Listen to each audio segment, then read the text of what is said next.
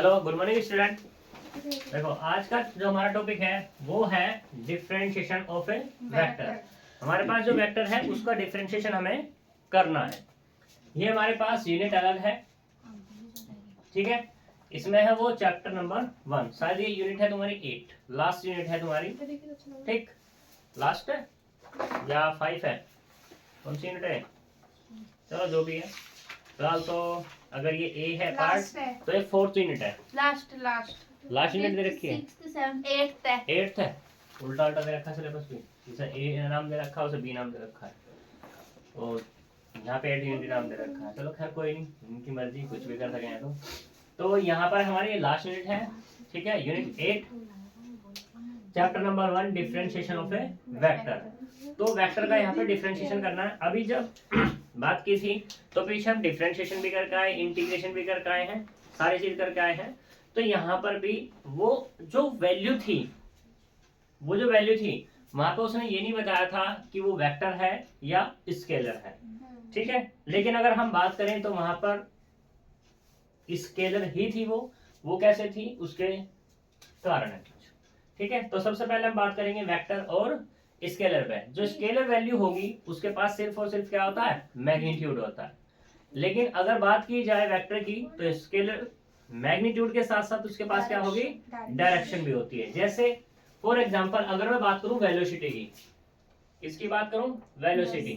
तो वेलोसिटी है, तो वेलोसिटी क्या होती है, कहीं भी कैसे भी हो जाती है, वेग, हिंदी में बोलते हैं वेग। तो वेलोसिटी कहीं भी कैसे भी हो जाता है, नहीं। वेलोसिटी का अपना एक क्या है, क्राइटेरिया है। वो कैसे है, पहली बात तो ये वेलोसिटी होती क्या है, वेलोसिटी होती है हमारी rate change of displacement with respect to time, ठीक है। तो एक डायरेक्शन में होती है वो। जैसे मान लो एक पॉइंट तुम्हारा यहाँ पे ये है, यहाँ पर ये एक पॉइंट, मैंने इसको नाम दे दिया ए। तो अब क्या करेगा, या तो ये जाएगा ऐसे, या ये जाएगा ऐसे, या फिर जाएगा ऐसे, या फिर जाएगा ऐसे, ठीक है।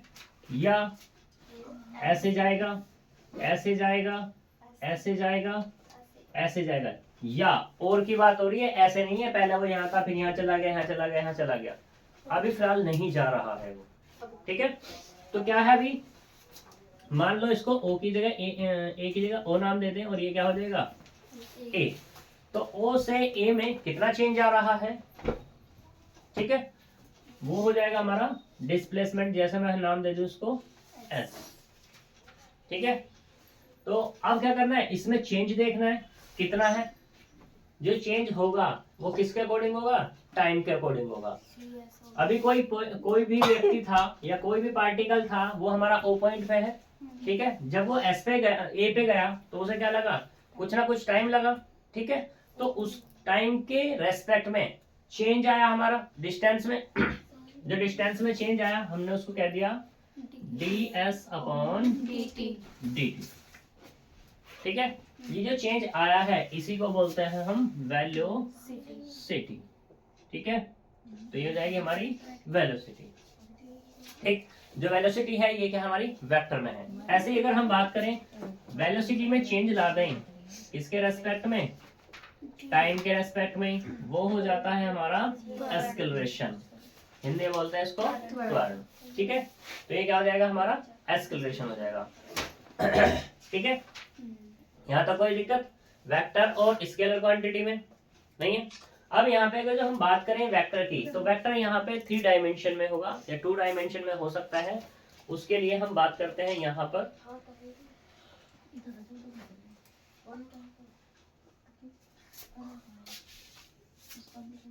ठीक है। ये हमारे पास कोई प्लेन है, मैंने इसको कह दिया एक्स वाई जेड प्लेन। ये एक्स हो गया, ये y हो गया, और ये क्या हो गया, z हो गया, ठीक है। इस प्लेन में हम क्या ले लेते हैं, यहाँ पर कोई भी एक पॉइंट ले लेते हैं, ठीक। इस पॉइंट पे कोऑर्डिनेट हो गए x y और ये z। जब ये पॉइंट हमारे पास आया तो x एक्सिस पे भी गया, y पे भी गया और z पे भी गया। मान लो x बराबर क्या चला ये a, y बराबर क्या चला ये b और z बराबर क्या चला ये c चला, ठीक। तो इसके कोऑर्डिनेट हमारे कुछ हो जाएंगे, वो हम बात करेंगे। जैसे हमें एक्स वाई जेड जो कहा ये गलत कह देते हैं, ये ए बी और सी हो जाएगा। यहाँ तक कोई दिक्कत? यहाँ से अगर अब वेक्टर की बात की जाए तो यहाँ पर जो वेक्टर होगा उस वेक्टर को हम पर्टिकुलर एक नाम से डिफाइन कर देते हैं आर से, क्योंकि ये आर ही यूज होने वाला। आर होगा ए बी सी की जगह मैं ले रहा हूँ एक्स वाई जेड, तो एक्स आई प्लस वाई जे और प्लस जेड के। ठीक है, यहाँ पर ये आई जे के है, आई जे और ये के। हमारे पास यहाँ पर होंगे यूनिट वेक्टर। ठीक है, सही। तो ये आई जे के हमारे पास आ गए हैं। अब इन्हीं के बारे में हमें यहाँ बात करनी है, डिफरेंशिएशन, जो यहाँ पे कहा है डिफरेंशिएशन ऑफ ए वेक्टर। ठीक, तो इसी में चलते हैं अब हम।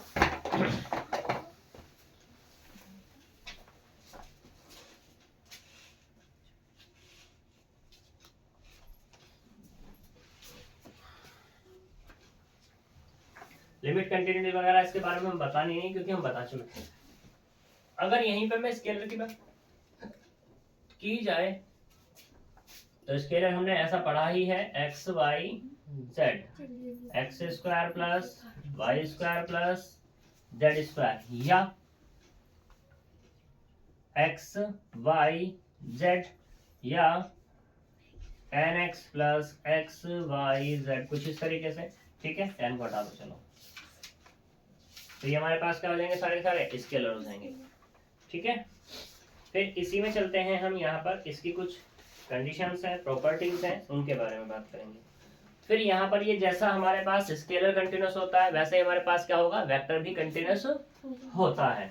ठीक है, तो जो कंडीशन स्केलर के पास होती थी वही कंडीशन यहाँ पे वेक्टर के पास होंगी। मान लो कि तुम्हारे पास एक कोई एफ ऑफ टी, ठीक है, इस एफ ऑफ टी तुम्हारी बुक में किया हुआ है डार्क। ठीक है, अगर वेक्टर कहना है तो क्या करना पड़ेगा, तुम्हें एरो लगाना पड़ेगा इसको। ठीक है, तो यहाँ पर मान लो ये कोई वेक्टर है तुम्हारा। ठीक, इस वेक्टर को क्या बताना है, कंटिन्यूस बताना है। कंटिन्यूस बताने के लिए क्या होगा, यहाँ पर एक हमारे पास नंबर है पॉजिटिव। ठीक है, वो क्या है, एप्सिलॉन। एप्सिलॉन ग्रेटर है किससे, 0 से। इसका मतलब क्या होगा, ये तुम्हारा पॉजिटिव होगा। जब ये पॉजिटिव है तुम्हारा नंबर, ठीक, और यहाँ पे क्या होगा, एक डेल्टा एग्जिस्ट करेगा, जो कि क्या होगा, छोटा होगा किससे, एप्सिलॉन से, लेकिन बड़ा होगा किससे, 0 से। देन उस केस में हम निकालेंगे एफ ऑफ टी माइनस के, एक लिया हमने एल। ठीक है, एल हमने यहाँ ले लिया, उसका लिया मॉडुलस, तो मॉडुलस क्या आएगा, लेस देन होगा एप्सिलॉन। लेस देन क्या होगा हमारे पास, एप्सिलॉन होगा। ये जो हमारे पास एल है इसको क्या बोलते हैं हम, लिमिट बोल देते हैं। ठीक है, ये कंटिन्यूस हो जाएगा तुम्हारा।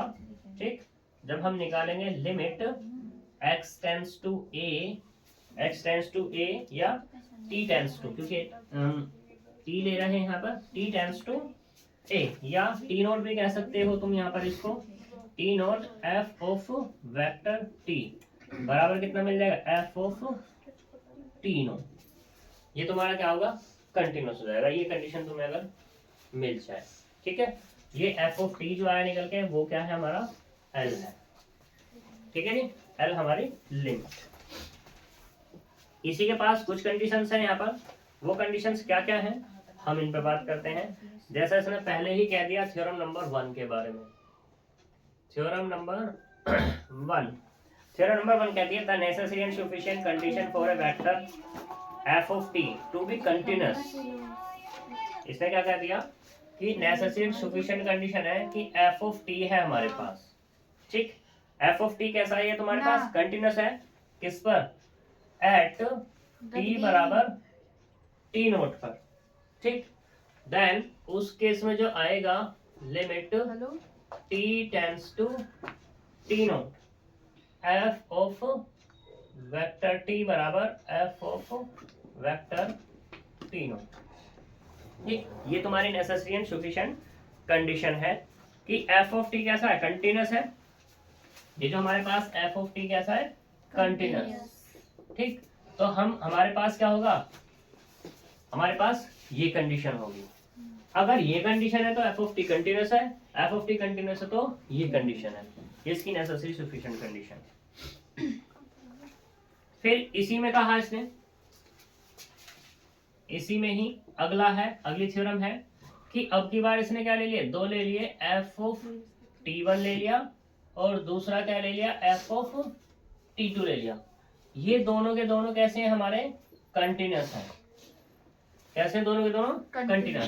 तो फिर हमने देखा कि इन दोनों का एडिशन किया एफ ऑफ टी, तो ये भी कैसा होगा हमारे पास, कंटिन्यूस ही होगा। ठीक है, जिस पॉइंट पे ये था कंटिन्यूस, अगर मान लो ये t बराबर टी नोट पे कंटिन्यूस है तो ये भी क्या होगा, t बराबर टी नोट पे ही कंटिन्यूस होगा। ठीक है, जैसा हमने प्रीवियस में देखा था कि जो हमारे पास स्केलर थे, दो फंक्शन अगर कंटिन्यूस थे तो उनका एडिशन भी क्या हो रहा था, कंटिन्यूस हो रहा था। अगर ऐसे ही यहाँ पे सब्ट्रैक्शन की बात आ जाए तो वो भी क्या हो जाएगा तुम्हारा, कंटिन्यूस हो जाएगा। फिर इसी में नेक्स्ट तुम्हारा ये भी हो सकता है कि मान लो एफ ऑफ टी और f1t f2t ये वेक्टर है ये, ठीक है, दोनों के दोनों, ये दोनों के दोनों कैसे हैं, कंटिन्यूस हैं। किस पर, एट x t बराबर t नोट पर। ठीक, तो हमने निकाला यहाँ पर a f1t plus b f2t। इसको देखना है ये कैसा होगा हमारा, तो ये भी कैसा होगा, कंटिन्यूस ही होगा। इस पर जिस पॉइंट पे ये था, ठीक है, लेकिन शर्त ये है कि where a and b are constant होने चाहिए, दोनों के दोनों कैसे हो जाने चाहिए, कांस्टेंट होंगे, तभी ये तुम्हारा क्या होगा, कंटिन्यूस होगा। सही, आगे चलते हैं। जो प्रॉपर्टी लिमिट की थी वही प्रॉपर्टी इसकी है, वेक्टर 3 है ये, ठीक है, हाँ 2 ही है, वो मैंने अपने आप बना दी। सही, x plus x y z, कुछ भी तो एग्जाम्पल्स हैं, इतना सारा पढ़ के आ चुके, एग्जाम्पल भी नहीं बना सकते अपने आप। है भाई, ये तो मैंने बना दिया, बस लिख लो अपने आप x प्लस वाई जेड।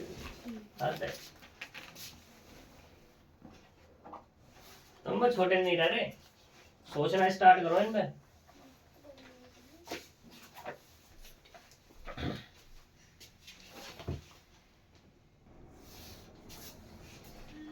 देखो थ्योरम नंबर 4 है, थ्योरम नंबर 4 कहती है if f of t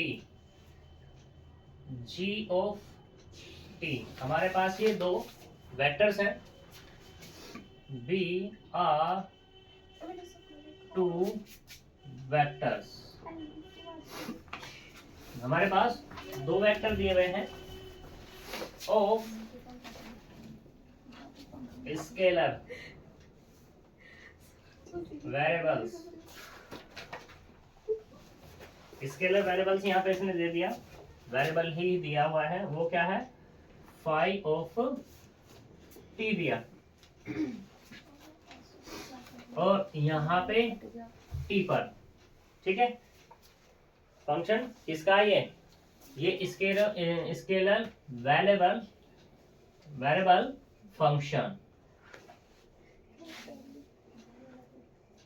of T, T का ये फंक्शन दे दिया है यहाँ पर, ठीक है। तो इस पर हमें बात करनी है कि देखो पहली कंडीशन हमने निकाली limit t tends to t naught, ठीक, f of t plus minus g of t। तो इसकी कंडीशन ये है कि ये क्या हो जाएगा, अलग अलग पे ऑपरेट हो जाएगा, limit t tends to t naught f of vector t plus limit t tends to t naught g of vector t, ठीक है, क्योंकि यहाँ प्लस माइनस है तो ये भी क्या देगा, प्लस माइनस। दूसरी चीज, अगर यहाँ पे इसकी लिमिट, अगर मैं मान लूं यहाँ L है और इसकी लिमिट क्या है, M है, तो इसकी लिमिट भी क्या आएगी, L प्लस M हो जाएगी, अगर दोनों फंक्शन को हम ऐड करें या सब्ट्रैक्ट करें। ऐड करेंगे तो l प्लस एम, सब्ट्रैक्ट करेंगे तो l माइनस एम। एम हो जाएगा। दूसरे वाला क्या होगा, मल्टीप्लिकेशन का केस ऐसे ही, limit t tends to t naught f of vector t into g of vector t। तो ये क्या मिलेगा, limit t tends to t naught f of vector t into limit t tends to t naught g of vector t। तो ये क्या आएगा, इनकी limit की भी क्या हो जाएगी, मल्टीप्लाई हो जाएगी। नेक्स्ट केस है कि limit t tends to t naught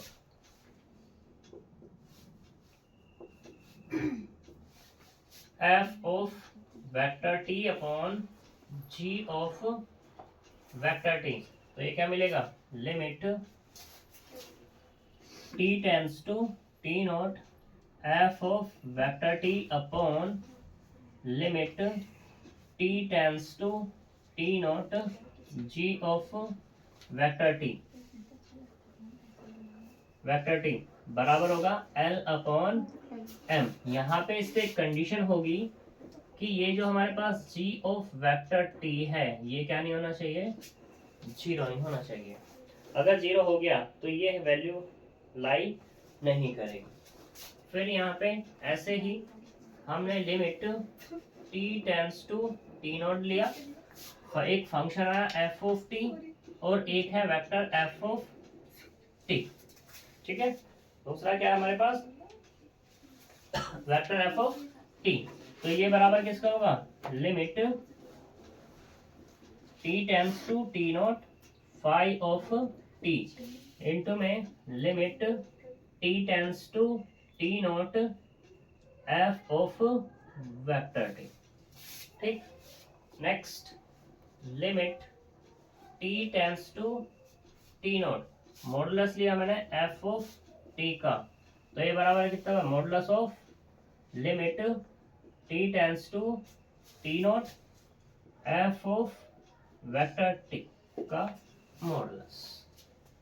ठीक है जी, तो ये हमारे पास इसकी कुछ कंडीशंस हैं लिमिट की। अब बात करते हैं derivative of vector function with respect to a scalar. कोई स्केलर है, उस स्केलर के रेस्पेक्ट में डेरिवेटिव करते हैं।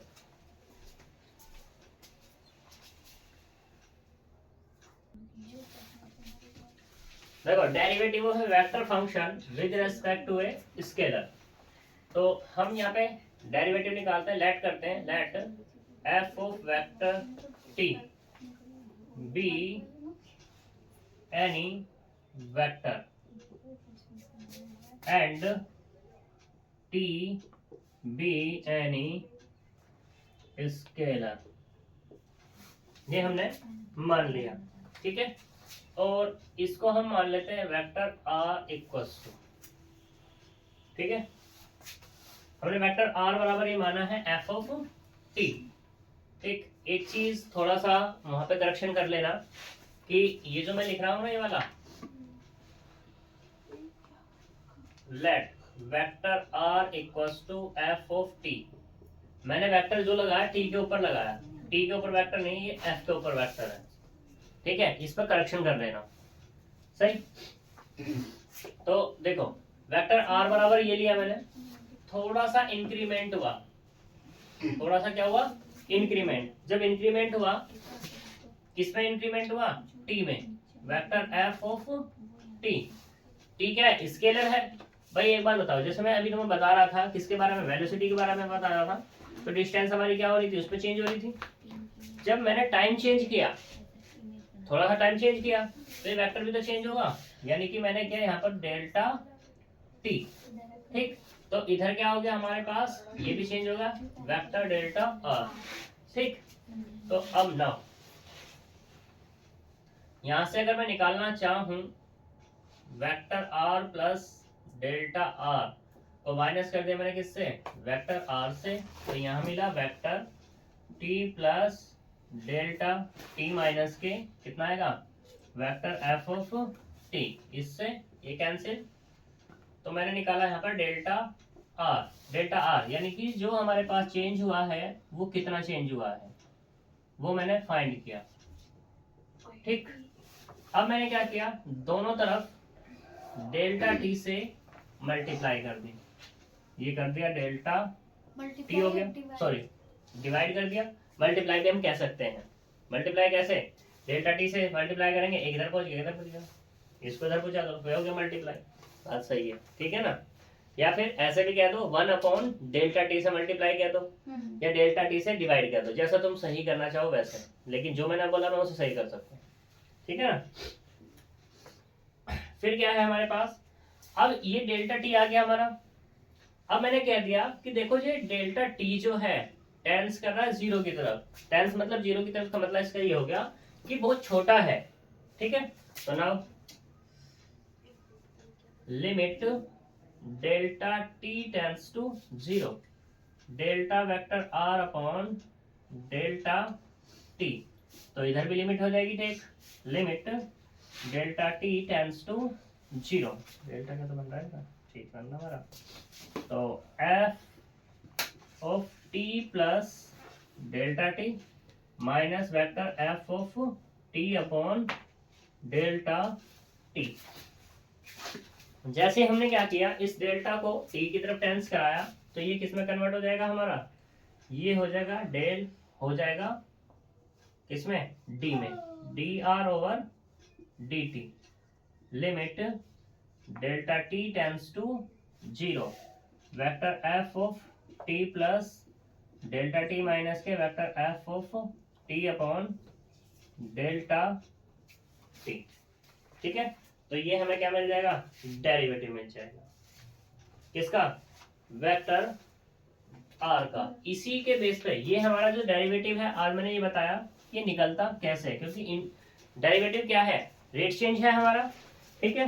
तो देखो यहाँ पे क्या है, रेट चेंज कैसा है कि जब ज्यादा था हमारा, ज्यादा में से हमने क्या कर दिया, माइनस कर दिया, तो चेंज आया नहीं आया, ठीक है। वो जो चेंज होगा वो कुछ ना कुछ वैल्यू देगा हमारी, तो वो उसको फिर हमने डेल्टा टी से डिवाइड कर दिया है, सही है।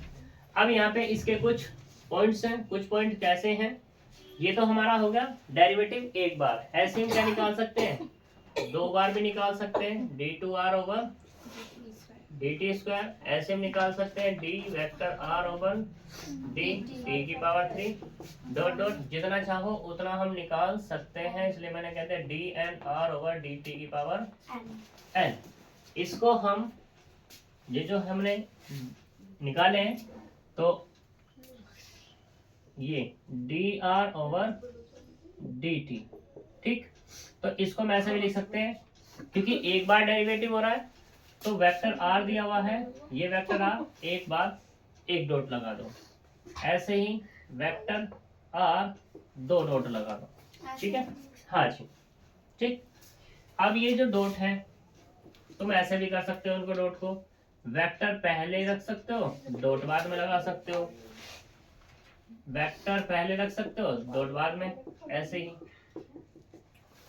ठीक है। तो कहीं भी अब तुम्हें डॉट लगा दिख जाए तो उसका मतलब क्या हो जाएगा, वो क्या हो रहा है, हमारा डेरिवेटिव हो रहा है, किसका, वेक्टर आर का, ठीक है। और किसके रेस्पेक्ट में है वो, टी के रेस्पेक्ट में है, सही। अब यहाँ पे इसके डिफरेंशिएबल फॉर्मूले हैं, डिफरेंशिएबल फॉर्मूले वही हैं जो मैंने अभी तुम्हें बताए थे, उससे कुछ मिलते जुलते हैं, मेल जोल खाते हैं। डिफरेंशिएशन फॉर्मूले, ठीक है नहीं, वो क्या है, हम क्या देते हैं यहाँ पर, let vector a vector b vector c are 3 differentiable vector function, vector function of एक स्केलर आएगा, वो स्केलर हम कह सकते हैं function of the scalar t and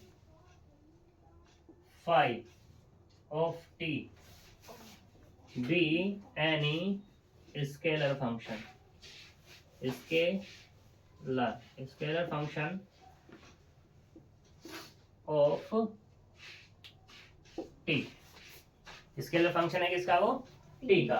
then हमारे पास पहली कंडीशन होगी कि हम अगर निकालें डी ओवर डी टी किसका, vector a plus vector b का, तो ये क्या होगा, d vector a upon d t plus d vector b upon d t. ठीक। दूसरा d vector t upon d t plus minus, दोनों एक साथ चलो दोनों में काम खत्म हो जाएगा। दूसरा next D over d T, अगर दोनों के दोनों आपस में मल्टीप्लिकेशन में है तो क्या मिलेगा मुझे, वेक्टर ए को छोड़ देंगे, d vector b over d t plus अब के बाद d vector a over d t into vector b. ठीक, तो फर्स्ट इंटू सेकंड से वही मल्टीप्लाई होने वाली है। फिर ऐसे ही नेक्स्ट आएगा इसमें कि D over d t, vector ए पहले डॉट कर दी, अब की बार क्रॉस प्रोडक्ट कर रहा हूं। ठीक है, तो ये मिलेगा अपने को, पहले वाला छोड़ दो, vector a cross d vector b over d t plus अब की बार d vector a over d t cross vector b. यहाँ पे इन दोनों में डिफरेंस है। इस वेक्टर ए को यहाँ ले आओ कोई फर्क नहीं पड़ता, इस वेक्टर बी को पीछे ले आओ कोई फर्क नहीं पड़ता, लेकिन जैसे वेक्टर ए क्रॉस को तुम चेंज करोगे, a cross d b over d t करोगे, डी टी को चेंज कर रहे हो किसमें, d b over d t में, क्रॉस ए में, तो माइनस का इफेक्ट आ जाता है। ठीक है जी। फिर ऐसे ही तुम्हारा नेक्स्ट है एक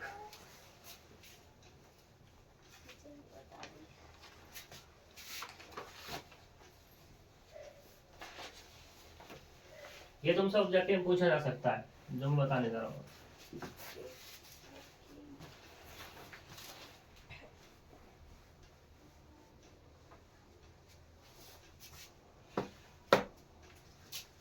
तो ये है हमारा d over d t, vector a vector b vector c, तो ये बराबर होगा हमारा किसके, d vector a over d t vector b vector c plus अब की बार vector b d vector a over sorry vector b vector a vector b vector c plus अब की बार vector a vector b d vector c upon d t. ये हमारे पास important होता है। ठीक है, और ये मैट्रिक्स फॉर्म होती है। ये मैट्रिक्स फॉर्म क्या है मैं बाद में बताऊंगा कि ये मैट्रिक्स फॉर्म खुलती कैसे है। ऐसे अगर हम बात करें किसकी, क्रॉस वाले की, तो क्रॉस वाला है हमारे पास d अपॉन डी टी। ये दिया हुआ है इसमें कि वेक्टर ए की क्रॉस हो रही है किसमें, vector b cross vector c में।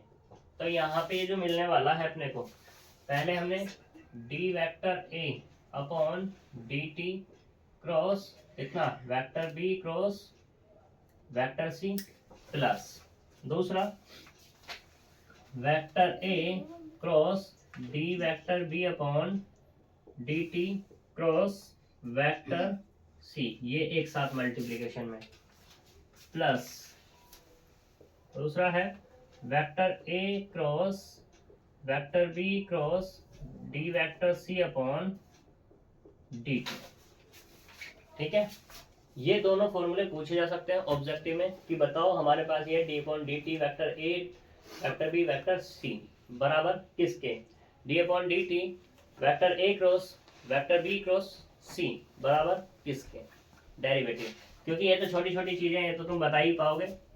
ठीक है, ये पूछा जा सकता है, ये भी चलो मान लेते हैं हम, लेकिन तुम्हें क्या करना है, जितने मैंने बताए सारे सारे याद रखने हैं, कोई सा भी पूछा जा सकता है। मोस्ट इंपोर्टेंट ज़्यादा ये है, इजी बनाता है तो उससे बाद ये है इंपोर्टेंट। ठीक है जी, रहे इनके प्रूफमेंट की बात, तो प्रूफमेंट तुम करके देखना, क्योंकि डिफरेंशिएशन में बड़े अच्छे से पढ़ा चुका हूँ तुम्हें, तो इसलिए तुम्हें ही करना है। सही, अब इसके 2-3 टॉपिक रह गए हैं, वो हम कल बात करेंगे, ठीक है। तो मिलेंगे नेक्स्ट वीडियो में, बाय बाय।